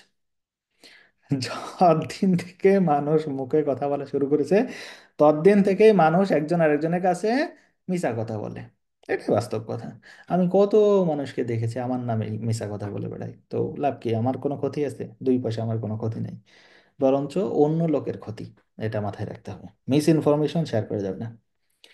ডিসিভিং আদার্স, ডিসিভ মানে কি, প্রতারণা করা, তাই না, ধোকা দেওয়া। তাহলে deceiving others can offer an apparent opportunity to gain a strategic advantage. আবার বলছে যে আমি যখন অপরকে ধোকা দিতে যাব, তো এর আবার কিছু সুবিধা আছে, যার কারণেই তো মানুষ এটা ইউজ করে। নর্মালি আমরা কেন এই মিথ্যা কথা বলার আশ্রয় নেই? আপনাকে একটা ছোট্ট একটা এক্সাম্পল দিই। সবকিছুর ভেতরে শিক্ষা আছে, সো এটা আপনাকে নিতে হবে আর কি। আমাদের দেশে সন্তান কোনো একটা ভুল করছে মানেই পিটাও। স্কুলে পড়াশোনা পারেনি, পিটাও। স্যারদের সম্মান করেনি, পিটাও। কিছু হয়েছে, পিটাও। পিটানোর উপরে কোনো কথাবার্তা নেই। এবং আমাদের দেশে কথা হচ্ছে যে বাবা মার কাছে সন্তান কোনোদিন বড় হয় না, পিটাও। হ্যাঁ। কি একটা জানি ভিডিও দেখলাম, মা বুড়ো হয়ে গেছে, বয়স আপনার এরকম 100 100, আর পোলার বয়স হয়তো বা এরকম 70 80 হয়ে গেছে, তাও থাপড়াইতেছে। মায়ের কাছে সন্তান কোনোদিন বড় হয় না, পিটাও। এই যে একটা লজিক, এই পিটাও লজিকের কারণে আমাদের ব্রেইন কোনোদিন বড় হইতে পারে না, আমরা কোর ব্যাংক থেকে যাই। এক্সাম্পল দিই, আমাদের দেশে একটা বাচ্চাকে আমরা খুব আদর যত্ন দিয়ে পালি। হ্যাঁ, যে ওকে ছোট বাচ্চা, এইখানে আমি যখন রাস্তা পার হই, ছোট ছোট বাচ্চা, 2 বছর 3 বছর 4 বছর, প্রত্যেকেরই কম বেশি নিজের একটা করে ওই ঠেলা গাড়ি আছে। আপনারা ইয়েতে মুভি দেখছেন না, হ্যারি পটার টটার, ওখানে ওই যে যেগুলোই বা সরি ঋত্বিকের ওই যে ক্রিস মুভি আছে, সাইকেল ওই যে একটা ঠেলে চালায়, ওই যে ওরকম। তো এগুলা রাস্তা দিয়ে পার হয়, বাবা মা কখনোই হাত দিয়ে ধরে না। বাচ্চাটা সে নিজে নেবে, যতক্ষণ ফেলে পারে ততক্ষণ ফেলেই নিবে, এবং নিজেরটা নিজেই রাস্তা নিয়ে পার হবে। নিজের ওই জিনিস ওর, তার নিজের জিনিস, সে নিজের ভার নিজে বহন করবে। ইভেন তা না, কেউ যদি সেখান থেকে এসে চতুর্থ তলায় থাকে এবং তার ওই গাড়ি প্রয়োজন পড়লে যত সময় লাগুক না কেন, ওই বাচ্চা নিজে নিয়ে ঠেলে ঠেলে ওই চতুর্থ তলায় উঠবে যদি লিফট না থাকে। কথা বুঝতে পেরেছেন? সো এক হলো ইন্ডিপেন্ডেন্ট হওয়া, আর এক হলো আমাদের দেশের ডিপেন্ডেন্ট হওয়া। আমরা অনার্স মাস্টার্স পাশ করেছি, কিন্তু আমরা হইলাম অকর্মার ঢেকি। আমি আমার কথা বলছি। আমরা কিছু করলে বা কোনো একটা রেস্টুরেন্টে বা এখানে ওখানে চাকরি করতে গেলে আমাদের বাপ মার মান সম্মান একেবারে শেষ হয়ে যায়। আর এখানে 18 বছর পার হয়েছে, ফ্যামিলি দেখবে কোনো অসুবিধা নাই, কিন্তু তারপরে তুমি তোমার নিজের এক্সট্রা ইনকাম করার পথ খুঁজে নাও, যে কোনো চাকরি করে নাও, এবং চাকরি করাটাকে এখানে বাহবা দেওয়া হয়। সো একজনের স্বাধীন চিন্তা ভাবনা কিভাবে হবে, আর পরাধীন চিন্তা ভাবনা কিভাবে হবে? তো যখন আমরা ওই যে পরাধীন পিটুনির ভয় পাই, আমরা মিথ্যা কথা বলি। So, ওই থেকে আসে হচ্ছে আমাদের মিথ্যা কথা। মিথ্যা কথা ওখান থেকে তৈরি হয়, মায়ের খাওয়ার ভয়তে, পরাধীনতার ভয়তে। স্বাধীনতা নাই, সত্য কথা আপনার কিভাবে বের হবে? তো এক্ষেত্রে আপনারাও যদি ফিউচারে বাবা মা হন, অথবা কেউ যদি বাবা মা থেকেও থাকেন, বাচ্চার সঙ্গে এই আচরণটা করিয়েন না। ঠিক আছে? বাইরের বিশ্বটাকেও দেখেন। বনে জঙ্গলে বাচ্চা কাচ্চাকে কিন্তু ওই বাঘ বলেন, সিংহ বলেন, আর বানর বলেন, হরিণ বলেন, বাচ্চা কাচ্চা সবাই বাপ মার কাছে বড় হয়, পিটায় বড় বানায় না। এটা নেচার, প্রকৃতির নেচার। হ্যাঁ, বোঝাইতে হয়। ওকে পারছে না, ঠিক আছে, আজকে পারেনি, আবার সামনের দিন হবে। হ্যাঁ, আপনার বাচ্চা কাচ্চা তো মনে করেন যে আপনার মতো বয়সী হয় নাই। হ্যাঁ, আপনি 40 বছর 30 বছর বয়সে যা বুঝছেন, ও 10 11 12 বছর বয়সে তো তা বুঝে নাই। সেই বুঝ ওর ভেতরে আসে নাই। আপনি কিভাবে এক্সপেক্ট করেন সে একটা ভালো জিনিস করে ফেলবে? Not possible. 12 বছর বয়সে আপনার 40 বছরে জ্ঞান এক্সপেক্ট করা একান্তই বোকামি। আপনি যখন আপনার বাচ্চা কাচ্চা পিটান, অথবা আপনার আত্মীয় স্বজন কারোর বা ছোট ছোট বাচ্চা কাচ্চাকে পিটান, তার অর্থ হচ্ছে আপনারই বুঝ নাই। প্রবলেম আপনার, বাচ্চার প্রবলেম নাই। বাচ্চা তো ভুল করবেই। ও তো আর 30 বছর 35 বছর ধরে এই জগৎ সংসার দেখে নাই। আশা করি আমি আমার পয়েন্টটা বুঝাইতে পারছি। এভাবেই একটা বাচ্চাকে স্বাধীনভাবে গড়ে তোলার চেষ্টা করেন আপনারা, আর 10 জনকে ইনফরমেশন এভাবে জানান, তারাও চেষ্টা করে, একসময় আমাদের জাতিও উন্নত হয়ে যাবে। আর যখন এটা দেখাবে না, জাতি সারা জীবন ওই নিচের দিকেই থেকে যাবে। ক্লিয়ার? সো এখানে বলছে যে deceiving others can offer an apparent opportunity বা opportunity to gain a strategic advantage. এ থেকে মানুষ কিছু আহ, অভিজ্ঞতা অর্জন করার চেষ্টা করে। কি করে? To motivate others to action. আমি একজনকে মিশা কথা বলে একটা কাজ করাই নিলাম, okay. Or even to protect interpersonal bond. আমি বলেছিলাম রিজনস মানে আইএলটিএস জিআরই এগুলোতে 2টি বা 3টি রিজন দেওয়া হয়ে থাকে। তাহলে খেয়াল করেন, ডিসিভিং আদার্স মানে এটাই তো মিস ইনফরমেশন, তাই না? মিস ইনফরমেশনের মাধ্যমে তো আমরা ডিসিভ করি। এই যে সিনোনিম, প্যারাফ্রেজিং বললাম না, আইএলটিএস এক্সাম হলো আপনার সিনোনিমস আর অ্যান্টোনিমস এর খেলা, আর কিছু না। তো এটা আপনাকে মাথায় রাখতে হবে। সো ডিসিভিং আদার্স মানে হচ্ছে এটা মিস, একটু আগে আপনাকে প্রতিষ্ঠিত করে আসছে যে মিস ইনফরমেশন জিনিসটা কি, প্রতিষ্ঠিত করে আসছে। এখন এসে সেটাকে বলছে যে এইটার ফলে, হ্যাঁ, এই যে আমরা যে ইয়া করি, স্প্রেড করি মিস ইনফরমেশন, এর দুই তিনটা কারণ আছে। এর সে দুই তিনটা কারণ হলো এইটা, যে আমরা অন্যকে কাজ করতে বাধ্য করে ফেলি, অথবা আমাদের নিজেদের ভিতরে সম্পর্ক রক্ষা করার জন্য, বা এরকম আরো কিছু কারণ। এগুলি আমরা কিছু সুবিধা এখান থেকে পেয়ে থাকি, যার কারণে আমরা এই মিস ইনফরমেশনটাকে স্প্রেড করে থাকি। সো আমাদের বোঝা যাচ্ছে যে এটার আনসার আমাদের হতে পারে। হতে পারলেই ওখানে, কারণ আপনি এখন বাসায় পড়ছেন, প্র্যাকটিস করছেন, এখনই শেষ দেওয়া যাবে না। পরীক্ষার হল হলে আপনি এখানে শেষ দিয়ে যান যে আপনি আনসার পেয়ে গেছেন, কিন্তু যখন বাসায় আসেন তখন শেষ দেওয়া যাবে না, শেষ পর্যন্ত আপনাকে পড়তে হবে। ওই অ্যাবিলিটি তো আপনার ভিতরে গ্রো আপ করাইতে হবে। ক্লিয়ার? মোর ওভার, উপরন্তু আরও কি, people inadvertently have been sharing inaccurate information with one another for thousands of years। এবং এইটা আজকে না, আবার প্রুফ করলো যে এক নাম্বার এটা মিছা কথা। তাহলে আবার প্রুফ করলে এটা আজকে না, এটা শত শত সাল ধরে, বছরের পর বছর ধরে এই হয়ে চলে আসছে। ঠিক আছে?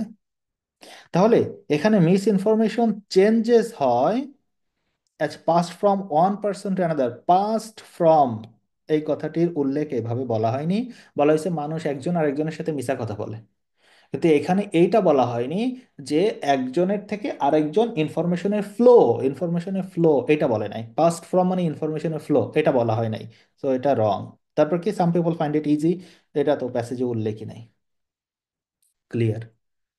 সো আমরা যেটা করলাম, প্রসেস অফ এলিমিনেশন করলাম, এবং প্রত্যেকটা ফ্যাক্ট এখানে যে কথাগুলি বলা আছে, এবং আপনি দেখলেন যে এটা বব, মাইক, এদের কারোর কথা না, ওটা অথরেরই কথা, এবং সে খুব সুন্দর করে উল্লেখ করছে এখানে দুই তিনটা কারণ রয়েছে।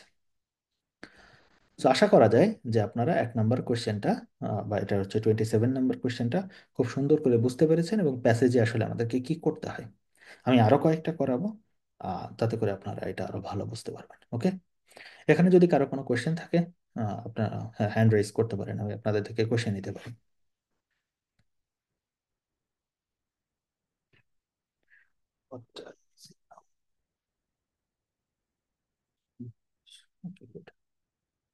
ওকে, তাহলে এখন আসেন, আহ, আজকে আমরা এই কোশ্চেনটা দিয়ে হয়তো বা ইয়ে করবো, শেষ করব।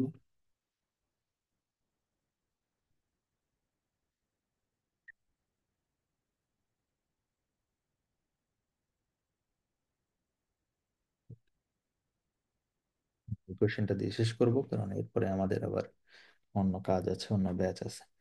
সো এটা হলো, এটাকে যদি আমি স্ক্রিনটাকে একটু বড় করি, গুড। Question number 28। সো আমি বলে দিচ্ছি আর কি, what does the writer say about, আবারও সেই প্রশ্ন যে রাইটার কি বলেছে অ্যাবাউট, কোন সম্পর্কে, তার অর্থ এইটুকুর আর দাম নাই।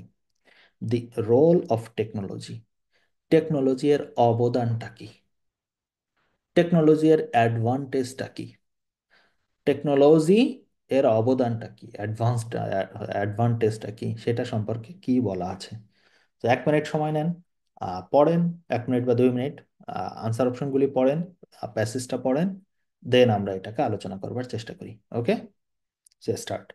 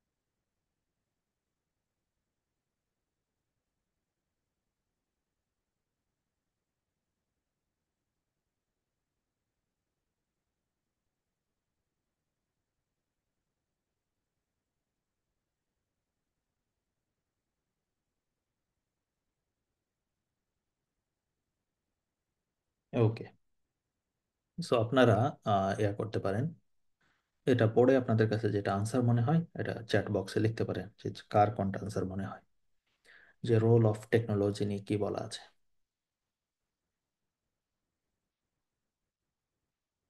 10 সেকেন্ডসের ভেতরে আপনারা আনসার লিখতে পারেন, দেন আমরা এটাকে আলোচনা করতে পারি। আসলে পড়াইতে গেলে অনেক কথা বলতে হয়। So, সব কথা হয়তো বা সব সময় বলে শেষ করে পারা যায় না, হ্যাঁ, মাঝে মাঝে এরকম হয়, যার কারণে হয়তো বা অনেক পড়িয়ে পারি না, এই জন্য তো অনেক সময় লাগে। আমরা 12 ধরনের কোশ্চেন টাইপস পড়তে গেলে বেশ সময় লেগে যাবে। এবং দরকার, আমি যদি আপনাদেরকে ডিটেলস না বলি তাহলে আপনারা কিভাবে ভালো করতে পারবেন। ওকে, তো আসেন আনসার অপশনগুলি আগে পড়ি। It may at some point provide us with a solution to miss. So টেকনোলজির অবদান হচ্ছে আমরা মিস ইনফরমেশনের সলিউশন বের করতে পারি। মেবি, মে, এক। দুই, it could fundamentally alter the way in which people regard information. Alter, মেথডটাকে চেঞ্জ করে ফেলতে পারি। মিস ইনফরমেশন ছড়ানোর যে মেথড এটাকে আমরা অল্টার করতে পারি, হ্যাঁ। It has changed the way in which organizations use mission. So এটাও সেই changed the way, কিন্তু এটাতে শুধুমাত্র কারা, এটা অর্গানাইজেশনের কথা বলা হয়েছে শুধুমাত্র। Okay, option D, it has made easier for people to check whether the information is accurate or not. সত্য এবং মিথ্যার ভেতরে ফারাক করা সহজ হয়ে গিয়েছে। রোল অফ টেকনোলজির কারণে সত্য এবং মিথ্যার ভেতরে ফারাক করা সহজ হয়ে গিয়েছে। এখন আমরা প্যাসেজটা পড়ি। হাউ এভার, প্যাসেজের শুরুতে হাউ এভার মানে হচ্ছে আগের যা আপনার ইয়েটা ছিল, যে প্যারাগ্রাফটি ছিল, এই প্যারাগ্রাফে যা বলা হয়েছে তার অপোজিট কথা আসবে। এই প্যারাগ্রাফে শুধুমাত্র প্রবলেমস বা হিস্ট্রি, হ্যাঁ, অথবা যে আসলে ঘটনাটা কি সেইগুলি বলার কথা হয়েছিল। তার মানে এখানে হাউ এভার দ্বারা তার বিপরীত কিছু বলার চেষ্টা করা হবে। হাউ এভারের মানে হচ্ছে তাই, হাউ এভার মানে যাই হোক না। হাউ এভার মানে আগের ধারার, যেমন আমি প্রথম ক্লাসে বলেছিলাম যে কোথায় নতুন একটা আইডিয়া আসলো, এখানে সেই নতুন আইডিয়ার অবতারণা আমি হাউ এভার দিয়ে চিনতে পারি। তাহলে এটা শিখতে হবে, এটা খাতায় নোট করতে হবে। ওকে, তাহলে হাউ এভার দ্বারা কি হয়, যে নতুন একটা আইডিয়ার অবতারণা হয়েছে। সেটা কি, we currently live in an এরা in which technology এনাবেলস information to reach large audiences distributed across the globe. পৃথিবীতে ইনফরমেশন ছড়ানোর জন্য এখন টেকনোলজি খুবই গুরুত্বপূর্ণ ভূমিকা পালন করে। কি করে? And thus the potential for immediate and wide spread effects from miss information now looms larger than in past. আগে মিস ইনফরমেশন ছড়াইতে যত সময় লাগতো অথবা যতটুকু অডিয়েন্সের কাছে পৌঁছাইতো, এখন তার চেয়ে শত শত গুণ বেশি অডিয়েন্সের কাছে এবং খুবই কম সময়ে এটা পৌঁছে যাচ্ছে। ওকে, তো এটা হলো 1 নম্বর কথা। তো এখানে রোল অফ টেকনোলজিতে আমরা এই প্রথম অংশটুকুতে আমরা শুধু দেখলাম যে এটা ইনক্রিজ হয়েছে, যেটা প্যাসেজের আমরা কোথাও এই এই এই কাজটা পাই নাই। তার মানে এইটুকুর ভেতরে আনসার নাই। পরে একটা সেন্টেন্স আছে, এই একটা সেন্টেন্সে আবার আনসার আছে, তাহলে একটা সেন্টেন্স ভালো করে পড়তে হবে। একটা সেন্টেন্সের শুরুতে ইয়েট লেখা আছে, ইয়েট। ইয়েট বলতে আমরা কি বোঝাই? হ্যাঁ, যদিও হ্যান ত্যান তথাপি এই টাইপের কিছু না। মেইনলি ইংরেজির যে ভাষা সাহিত্য, গ্রামার, সেই অনুযায়ী ইয়েট বলতে আমরা বুঝবো আগের অংশে যা পেয়েছি তার অপোজিট। আগের অংশে যা পেয়েছি তার অপোজিট। আগের অংশে আমরা দেখতে পেয়েছি যে মিস ইনফরমেশন এটা স্প্রেড হয় খুবই ফাস্ট এবং এর পরিণাম খুবই ভয়াবহ। তার মানে এখন আমরা কোনো একটা পজিটিভ কথা বলতে যাচ্ছি, একটু আগে আমরা সব নেগেটিভ কথা বলেছি। ইয়েট অর্থ হচ্ছে তার অপোজিট। আগে যেহেতু নেগেটিভ কথা বলেছি, এখন পরের অংশটুকুর মিনিং হচ্ছে পজিটিভ। পরের অংশটুকু আমি পড়ে কি বুঝলাম না বুঝলাম কিছু যায় আসে না, কিন্তু পরের অংশটুকুর মিনিং পজিটিভ, এটা আপনাকে ধরে রাখতে হবে। সো সেখানে কি বলছে, the means to correct misinformation, হ্যাঁ, এই মিস ইনফরমেশনটাকে কারেক্ট করা might be found in same patterns. Of same pattern কি, ওই যে প্রচুর পরিমাণে দর্শকের কাছে, একটু আগে বলে আসছে না, প্রচুর পরিমাণে অডিয়েন্সের কাছে সেটা পৌঁছে যায়, ওই সেম প্যাটার্নে মাস কমিউনিকেশনের মাধ্যমে, মানে সোশ্যাল মিডিয়া হ্যান ত্যান এগুলির মাধ্যমে, and of the facilitated spread of information. তো সেম ওয়েতে আমরা এটাকে কি করতে পারি, কারেক্ট করতে পারি, মিস ইনফরমেশনটাকে কারেক্ট করতে পারি। ওভার টাইম এই অংশটুকুকে নেওয়ার দরকার নেই, কারণ আমরা সাবজেক্ট ভার্ব অবজেক্ট হিসেবে দেখবো। দেখেন, the means to correct misinformation might be found in those. Clear? তো সেন্টেন্সের ফ্লো থাকলে এক্সট্রা ইনফরমেশনগুলোকে আপনি বাদ দিলেও সেন্টেন্সের মিনিং আপনি খুব ভালো করে বুঝতে পারেন। সো তার মানে এখানে আপনাকে বললো একটা সলিউশন। তো এখানে আপনাকে বলেনি যে ইট মেজ ইজিয়ার ফর পিপল, যে এটা ঠিক না বেঠিক, ইজিয়ার এই কথাটা বলেনি। চেঞ্জ অর্গানাইজেশন এর কথা তো প্যাসেজে উল্লেখই নাই। অল্টার দ্য ওয়ে এর কথাই উল্লেখ নাই। সো আমাদের রাইট অ্যান্সার হচ্ছে অপশন এ, ইট মে। যেমন দেখেন মাইট, ওকে, 100% guarantee now. It May at some point provide us with a solution to misinformation over time এ আমরা এর একটা সলিউশন বের করতে পারি। এটা হচ্ছে role of technology. Easy peasy lemon squeezy. এখন আপনারা বাসায় একটুখানি দেখবেন যারা যারা আনসার দিয়েছেন, কেন আপনাদের আনসার ভুল হলো, কোন পোর্শনটাতে আপনারা নিয়েছিলেন এবং কেন আপনাদের আনসার ভুল হলো। আমি এখানে দেখতে পাচ্ছি যে অনেকে আনসার দিয়েছেন এবং তাদের আনসার রং হয়েছে। ঠিক আছে? সো আজকের ক্লাস আমরা এখানেই শেষ করছি। পরবর্তীতে আসলে আমাদের আরও এখানে এমসিকিউ এর কোশ্চেন টোশ্চেন রয়েছে, ট্রু ফলস সব কিছু রয়েছে, আমরা সব কিছু পরপর প্র্যাকটিস করাবো। সো আমাদের যে ফেসবুক পেজ রয়েছে সেখান থেকে আপনারা ক্লাস লিংক পেতে পারেন, সেখান থেকে জয়েন করবেন এবং দেখা হচ্ছে আগামী ক্লাসে। ধন্যবাদ সবাইকে, ততদিন পর্যন্ত বাসায় প্র্যাকটিস করুন। ওকে।